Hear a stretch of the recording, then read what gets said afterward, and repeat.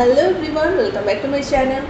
তো গরমের সময় কেমন আছো আমাকে অবশ্যই জানিও। গরমটা যে পরিমাণে বেড়েছে মানে কি বলবো, মিডিলে তাও 2-3 দিন একটু বৃষ্টি হচ্ছিলো বলে ভাল লাগছিলো, বাট আবার সেই পচা গরম।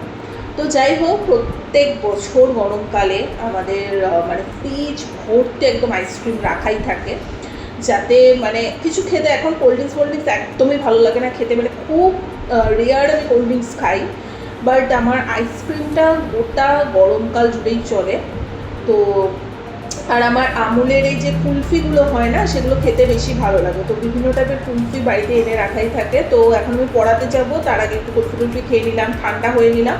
এখন আমি যথারীতি পড়াতে গেছি, তারপর পড়ানোর থেকে বেরিয়ে সবজিটা এসেছিলো, স্টেশনে একটু কাজ ছিল আমাদের, তো ও দুটো কোন আইসক্রিম কিনে দিল, বিকজ যা গরম কিছু বলার নেই। ওরও কিছু কাজ ছিল আজকে, আমারও বেশ কিছু কাজ ছিল, তো কিছু জেরক্স ছিল, সেগুলো করলাম। প্লাস আমি একটা জুতো কিনেছি, সেটা বাড়ি থেকে দেখাবো।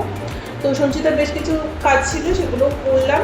তারপরে আজকে আমরা চৌমাথাতে ইডলি গো বলে একটা মানে খাওয়ার একটা জায়গা খুলেছে, সেখানে আমরা খেতে গেছিলাম। আজকে রাতের ডিনারটা আমরা দুজনে ধোসা, পাওভাজি আর 2 ধরনের মিল্কশেক নিয়েছিলাম। এত টেস্টি এখানে ধোসাটা খেতে, যারা মধ্যমগ্রামে থাকো তারা ডেফিনেটলি এখান থেকে ট্রাই করতে পারো, ভীষণ সুন্দর। আমি এর আগেও এখান থেকে খেয়েছি, মানে তখন বাড়িতে নিয়ে গিয়ে খেয়েছিলাম, বসে খাইনি এখানে।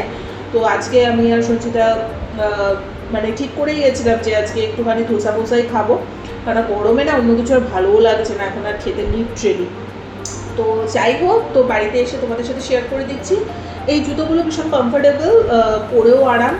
তো যাই হোক, একটা ছোটো জুতো কিনে নিলাম। আর যদি ভিডিওটা ভালো লেগে থাকে লাইক কমেন্ট শেয়ার সাবস্ক্রাইব করে দিও। আমি আবারও বলবো, যারা মধ্যমগ্রামে থাকো এই ইডলি গো, এই ধোসার দোকানটাতে ডেফিনেটলি যেতে পারো। এখানে বড়া পাও থেকে স্টার্ট করে আরও বিভিন্ন সাউথ ইন্ডিয়ান অনেক নতুন নতুন ডিশ পাওয়া যায়।